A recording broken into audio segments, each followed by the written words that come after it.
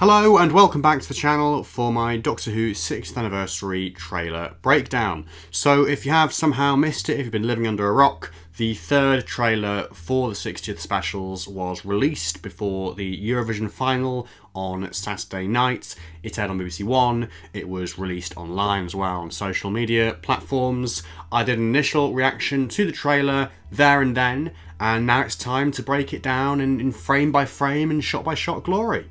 So we begin in a location that will be familiar to anyone who is following the filming, which was incidentally taking place, literally to the day or thereabouts this time last year in May of 2022. This is of course Camden Market, where the first sort of public location film, the first known bit of location filming for the 60th specials took place. So we can see there in the background the shop front for Cyberdog, which is a real shop in Camden Market. I've been there myself, not inside Cyberdog, but just generally to Camden Market. And yeah, it's a very, very cool location in its own right. I just think it looks really cinematic and really lends itself, visually for this type of thing, to be a location for Doctor Who. So yeah, really enjoying seeing all these new shots of Camden. There's a couple more in this trailer. Obviously we had some at Christmas as well. I think that just looks really cool. And basically, in terms of the geography of this location, behind the Doctor in this shot, behind the shots is the place where the TARDIS was parked. So in terms of chronology, I'm kind of expecting, this to come fairly early on in the first special. The TARDIS will land, as we've seen in the Christmas trailer and the other one as well. The Doctor will kind of come out. We've seen that shot of him sort of, opening the door and kind of looking at the TARDIS, like breathlessly or whatever. And then this will kind of come after. He'll sort of exit the TARDIS, walk along into Camden Market, and who will he meet? Who knows? So the next shot we see is actually from a different scene, and it's a different part of Camden Market. If you see in the background there on the left, there is a sort of railway bridge that says Camden Lock on it, the kind of blue side of that bridge in metal. And yeah, that was a slightly different location to where we just saw the Doctor. So even though these shots are kind of edited together as though they follow on, one to the other, that's not the case. So this is the location where we saw David Tennant with Yasmin Finney. As we'll see later on in the trailer, that kind of scene where he's got the new sonic screwdriver out, he's kind of scanning a spaceship in the sky. It's also where we saw Donna holding that box of whatever it is. Again, we see more of that later in the trailer. And it's where we saw, like, by the roadside as well, where we saw the taxi, where we saw them all kind of getting into the taxi and being driven off by Donna's husband, Sean. We then have the shot of Donna, which we've seen before in the Christmas trailer, followed by a bit of reused dialogue, which we've also heard before. Why did this face come back? Obviously referring to the Doctor, the 40th Doctor or whatever, or David Tennant's face specifically. But then we get another little bit of dialogue after that, to say goodbye. A kind of possible answer to that question. Not entirely clear, whether that's from the same scene or not. It kind of, the way it's edited kind of suggests that maybe it's been plucked from elsewhere and kind of just thrown in here. But yeah, interesting sort of suggestion there that Donna kind of thinks the Doctor has come back into her life to say goodbye. And it kind of makes me think that they're really going to play upon this thing of Donna not remembering the Doctor. Like, it's not even that she's not able to remember the Doctor, it's that she literally can't remember. Maybe she sees this face, sees the Doctor's face in the street in Camden or somewhere, and just kind of, it triggers something ever so slightly, but not properly. And perhaps what we're going to see is some kind of build-up, maybe throughout the first special, kind of heading to that kind of cliffhanger climax moments, where that's the moment where Donna actually remembers who the Doctor is. Maybe throughout that first special or whatever, or the first portion of that special, she's kind of sort of slightly remembering, but not entirely, and then it kind of reaches that crunch point where actually oh yeah, that's what the Doctor is, that's who he is, that was that part of my life, oh my god, I remember. We then have more of Camden, so I believe this shot again is in Camden, kind of literally the sky above where the Doctor just was, of this spaceship firing through the sky, sort of implied to be something, to do with Beep the Meep, or maybe the Wrath Warriors. We have another shot from that location, that same part of Camden Market, which again kind of lines up with what we saw from filming. We saw an interaction between the Doctor and Donna where Donna was holding a number of cardboard boxes with this fragile tape on them. And we've also seen Yasmin Finney's character, Rose, holding a similar box on Donna's road. We saw that in the Christmas trailer. So what's going on? Why are they holding these boxes, these fragile boxes? Are they moving house, maybe? I mean, it's possible. Maybe Rose is moving out or moving in or something like that. But then why would Donna have this box, in Camden Market? And what's actually inside? Like, what are these kind of rolls of yellow and green and blue paper or whatever, or fabric? I don't know. It did make me wonder maybe whether Donna now has a shop, like a craft shop or something in Camden Market. I mean, maybe that's what she's doing there. She's kind of transporting materials to or from her shop. It's possible, who knows? And is that the Doctor there kind of lifting up one of the boxes sort of from in front of her eyes? Or someone else, like a delivery worker or some other worker who, maybe she's delivering these parcels to, or these boxes to? I don't know. We then have another shot of the spaceship, which we can now see a bit more clearly. We can see that it's got this sort of red tip on the end, this red nose, which matches up with the spaceship we saw in the Christmas trailer, kind of stood up, either about to launch or maybe just parked or whatever in some kind of warehouse with unit soldiers kind of closing in. So, what's going on there? Has this spaceship, like I say, has it literally launched from that warehouse? Has it kind of originated on Earth? I suppose in a similar manner to the Slovene ship in Aliens London. Wasn't that a similar thing where the ship had launched from Earth and that did a circuit round the Earth and it was some kind of big hoax sort of thing? Or perhaps it has literally, come from space, from the sky, whatever, and sort of ends up parked in that warehouse afterwards, but it looks kind of quite neatly parked there, whereas this would seem to be a kind of crash landing or something, so I'm not sure whether that totally adds up. We have a shot of the 14th Doctor and Rose, again, which lines up from the filming which took place in this particular part of Camden Town, Camden Market, sort of looking up at the spaceship, and there's the line of dialogue there from the Doctor. I don't think that's a plane, I think it's a spaceship in trouble, which, obviously it is. Some kind of crash landing or something, like I say. It doesn't look kind of very orchestrated, it looks, like it's going to just crash somewhere, so who knows what happens there. I've seen people suggest as well that perhaps the 14th Doctor meets Rose first before he meets Donna, which would be a very nice way to do it, to have them kind of bump into each other, the Doctor not realising who this person is, the significance of this person, and then, maybe Rose says, I've got to go back to my mum now, and goes off to Donna, and that's when the two of them kind of clock, the Doctor's like, oh, that's Donna, and Donna kind of clocks the 14th Doctor's face, and kind of just sort of faintly remembers him, but not properly.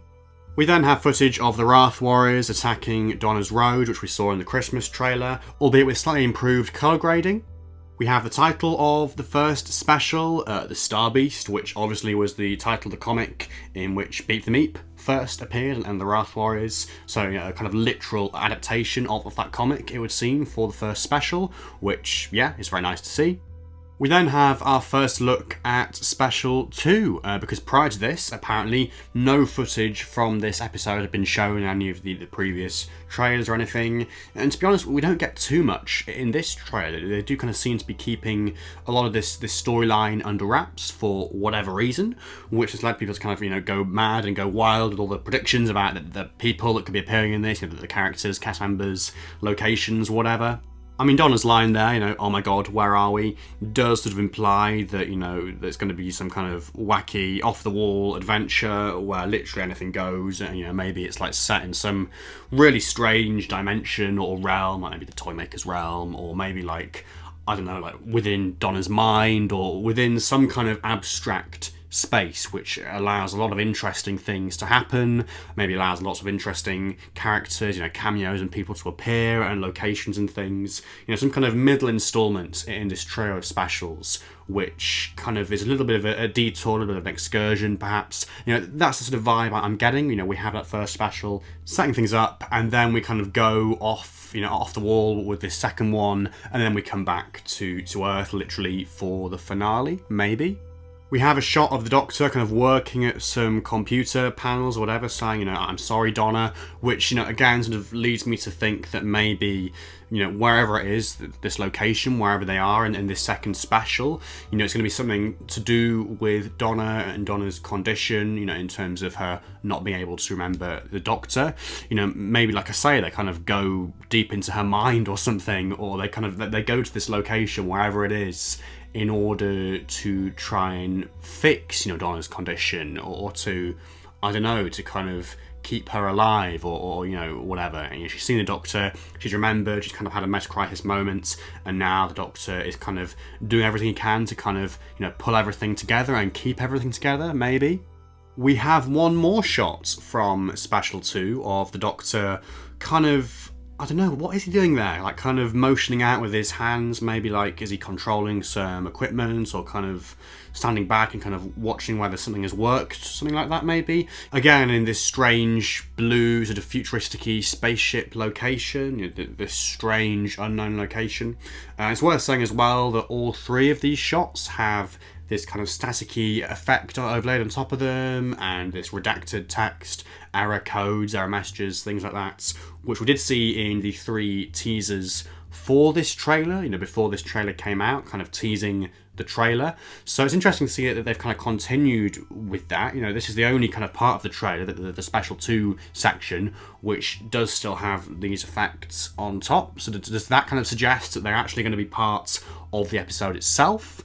Or maybe they're just kind of trying to kind of build up mystery around this special and intrigue, and kind of trolling us by saying, there's some stuff here that you don't know about. There is some stuff that is redacted that we can't even show you. I hope that is the case. I hope there are some surprises in store here, because that would be very, very exciting indeed. We have the title of the second special, Wild Blue Yonder. I might do a separate video on the titles, maybe, but certainly with this one, again, it's a very abstract title, for what would appear to be quite an abstract episode. It's worth saying as well that in the location we saw in those previous 3 shots, that location was kind of tinted blue, so, does it refer to that location? What is the Wild Blue Yonder in this context? I have absolutely no idea.